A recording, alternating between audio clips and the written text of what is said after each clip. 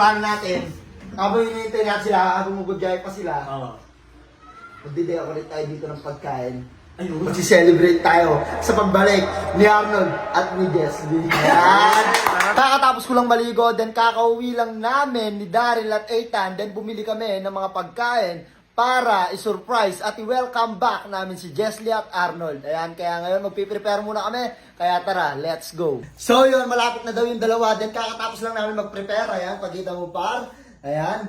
Ngayon, isusurprise namin sila kasi babalik na sila at babalik na ang dating kalulos din magpapasaya na kami ulit. Then napaka-excited ko na, pati itong mga kasama ko. Ayan, nagpag-usap na to kasi excited na. Ayan, ngayon nag-prepare na kami. Then syempre, isa-celebrate namin ang pagbabalik ni Jesly at Arnold. Ayan, tapos ngayon, hintayin natin sila, then surprise natin. Kaya tara, let's go. Pwede sila.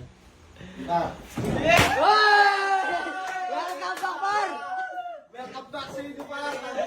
I miss you pa! Miss you boy, miss you. Welcome back boy, welcome back. Ayan, naganda kami ng konti. Kakain natin. Then celebrate natin to ang pagbabalik nyo. Ayan. Let's go! Hindi pa to ang unat uli. Marami pa kayong celebration na mararanasan. Ayan! Isa-celebrate natin ng paulit-ulit ang pagbabalik nyo dahil nagbilib ako sa inyo dahil napakatatag nyo kahit anong mga napagsabi ko sa inyo, mga napagsasabi ko sa inyo, sobrang tatag nyo, hindi nyo minasama, tinanggap nyo, then mas excited kayong makabalik kahit na galit ako sa inyo, hindi kayo nag-isip ng negative na porke galit si Daddy G, huwag na tayong bumalik, kesyo ganyan. Napaka-excited ko kasi kahit sobrang galit ako, bumalik pa din kayo. Let's go! Welcome back pare. Welcome back, boy. Mahal ko kayo. Let's go. Yan. Ngayon, sabay-sabay natin abutin ng 2 million followers. Yan. Isa lang ang solusyon dyan. Ipatong nyo ang kamay nyo kung tunay talaga kayo. Then sabay-sabay natin sabihin is, God is good! Let's go! Yeah. Ano bang na-experience nyo pa simula nung nag-iwalay tayo ng 4 days? Ayan. Siyempre, unang-una sa lahat, siyempre malungkot. Oh. Siyempre, namimiss ko. Siyempre, simula bata, magkakasama na tayo. Oh, tama. Bigla na lang gagano'n, lumayo tayo sa isa't isa. Oh, Siyempre, Oh. hindi ako nakakatulog ng 4 na araw. Hindi ako nakakain ng maayos. Kasi naalala ko kayo. Naalala ko yung mga samahan natin, yung mga masayang ginagawa natin dito sa bahay. Ngayon, sobrang saya ko dahil magkakasama na tayo sa harap ng lamesa. Yan, Diba? tama. Basta, wag na natin, ikaw pare, anong na-experience mo ba? Ano? Sobrang lungkot ko, nagmumugmuk na ako sa kwarto. Oo. Sobrang hirap, kaya ang ginawa ko. Nagano'n lang ulit, ginabanan ko. Tapos yun, hanggang dumating sa puntong ganito. Oh. nag-aayos Pero ako. mapayo ko lang dun dun sa nahihirapan ka, tapos nagmumukmuk ka, wag mong sanayan na ganun. Hindi nga kaya. Paano kapag meron tayong kanya-kanyang pamilya, kailangan nyo na din tumayo sa sarili nyo pa. So, ang problema lang, kasi dahil bata pa lang tayo, magkakasama na tayo, hindi tayo sanay na mag-iwalay. Tama. So, ang masabi ko lang pa, ngayon nandito na tayo, ayan, magkakasama na sa harap ng lamesa. Kalimutan na natin yung mga nangyaring nakaraan natin. Pag-usapan natin ngayon, yung panibago at bagong magiging plano natin. Yung magiging pangarap natin. Kasi wala na tayong choice eh. Nandito na tayo eh. Masaya kayo kasi bumalik kayo. Masaya kayo kasi magkakasama tayo. So, kailangan masaya din tayo at tulong-tulong tayong abutin lahat ng pangarap natin. Nandito na tayo eh. Oo, para sa future. Alam nyo ba nung nagka-problema tayo, nagka-issue tayo para? Yung mga comment dun sa mga video, sabi nila, kaya nyo daw ako ninakawan kasi hindi ko kayo pinapahawak, kaya hindi kayo nakakahawak ng pera sa akin. Hindi, kung sa akin lang, ayos lang sa amin kahit hindi kami umawak ng pera. Kontento na kami kung ano meron dito, mga pagkain.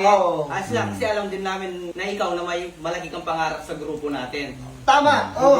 Hindi ko inaano yun. Ang plano ko kasi dito, ayos lang kahit may masabi kayo, kahit hindi kayo umawak ng pera, wala akong pake. Ang para sa akin lang, hindi panandalian yung magiging bunga ng pinaghirapan natin. Hindi pang madalian. Gusto ko, kahit mamatay tayo, yung pinaghirapan natin, nandyan. Nandyan pa. Gusto ko, yung mga magiging anak natin, apo, o apo pa sa magiging anak natin, makikita yung pinaghirapan natin. Tama. Diba tama? Kasi kung magiging magastos tayo, ayan o, sahod. O, bigay kay Jesly, bigay sa'yo, bigay sa akin. Paano yung magiging future, no? Pagkatapos nun, after 1 week, maubos na yung pera eh. Pera lang yun eh. Kasi yung papel na yan, ginagamit yan. Hindi pwedeng naka-stay lang yan sa bulsa mo. Pupunta ka sa kanto, may bibilin ka, gagamitin mo yung nasa bulsa mo. Ganun yan eh, pera lang yan eh. Pero yung pangarap ko sa grupo is pang long term, for future. Kahit na maghiwalay tayo, meron tayong naipatayo. Man lang, di ba? Ganun lang eh. Ganun lang ang Talaga, message. Daddy G. Oh, di ba? Oo, Daddy D, Oh, no. nahihirapan lang ako kapag wala ka. Kasi- Siyempre, simulat sa pool, ikaw na yung tumayo parang ama. Oo. Parang ama namin, guro sa school na tinatawag. Oo. Ganun. Ako rin nga. Kaya, sobrang hirap sa amin kung wala ka, ganun. Oh, pero Kaya- sa akin lang par, isanay nyo yung sarili nyo na maging magaling sa lahat ng bagay. Huwag kayong palam-palampa, maging makilatis, maging galingan nyo. Kasi paano kapag hindi naman sa akin na ano, paano kapag nawala na ako, tapos mas nauna ako sa inyo, paano kayo?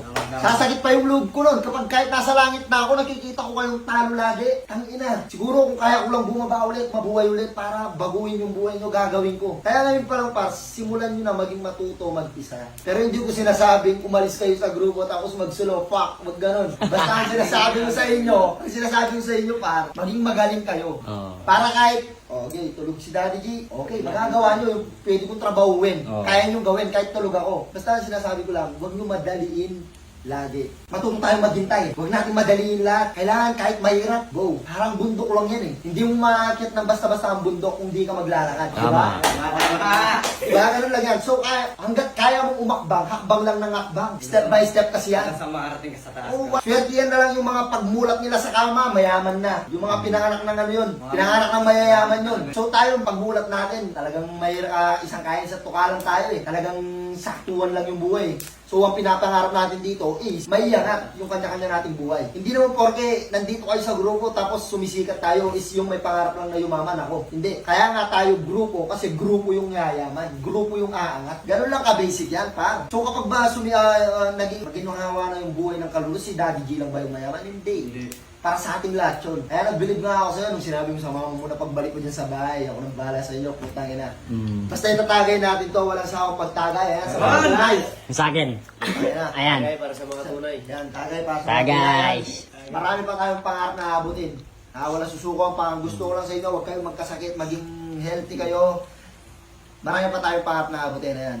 God is Is good. good. Let's go, tagay.